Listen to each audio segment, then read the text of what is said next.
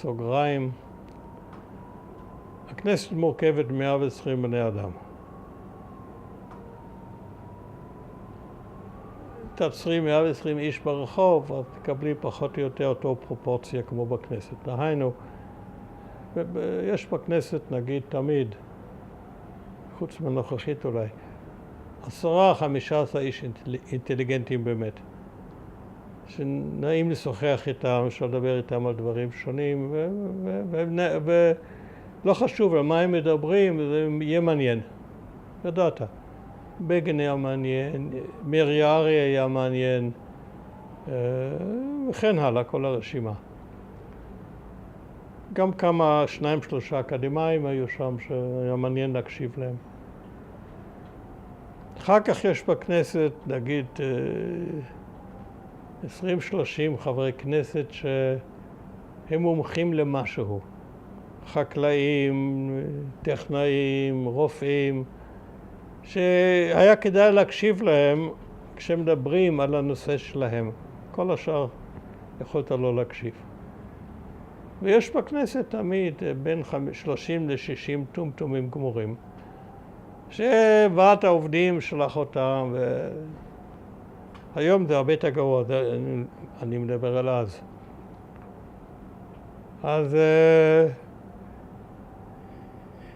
אתה יושב בכנסת ואתה הבטחת להיות בכל ישיבות הכנסת, אז אתה לומד להקשיב ולא להקשיב.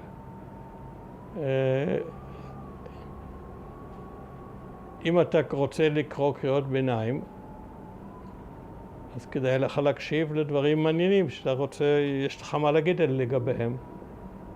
אבל ידעתי, יש איזה 20-30 איש שכשהם עולים לנאום, אתה פשוט סוגר את האוזניים. לא היה לי מכשירים אז, אבל פשוט היה לי מנגנון פנימי, וישבתי וראו אותי מקשיב בדריכות, לא שמעתי אף מילה אחת. אחר כך יש כאלה שהיה מעניין להקשיב, ושהם כאמור דיברו על דברים שהם מבינים, ולהם קראתי קריאות ביניים, הרבה. והיו הנאומים הגדולים של בגין הלך לנאום, אז פתאום העולם התמלא, כל המזכירים והמזכירות והיועצים וכל זה. אני עדיין הייתי היחידי שהיה לו יועץ פרלמנטרי. היחידי. ואחרי זה כמה חודשים שהם השתגעו ממני, החליטו שזה לא יכול להימשך ככה. ואז התחילו לשנות לכבודי את תקנון הכנסת. דבר ראשון, יש דבר שנקרא הצעה לסדר היום. ויש הצעה דחופה לסדר היום. הצעה לסדר היום עומדת בתור, הצעה דחופה מיידית. וזה לא היה מפתח מפלגתי, זה רכוש של חבר הכנסת הבודד. הצעה לסדר היום זה של חבר הכנסת הבודד, לא של סיעה. אז שתפתי אותם בהצעות לסדר היום, דחופות ולא דחופות, והם השתגעו. היום אחד החליטו זה לא יכול להימשך ככה, ושינו את תקנון הכנסת וחילקו מכסות של הצעות רגילות, אבל לא דחופות. אז התרכזתי בתחופות. הגבילו גם את זה. הגבילו הצעות לסדר היום, אז יש הצעות חוק. הצעות חוק, כל חבר כנסת יכול להגיש הצעת חוק מתי שהוא רוצה. אז לא יכלו להגביל את זה.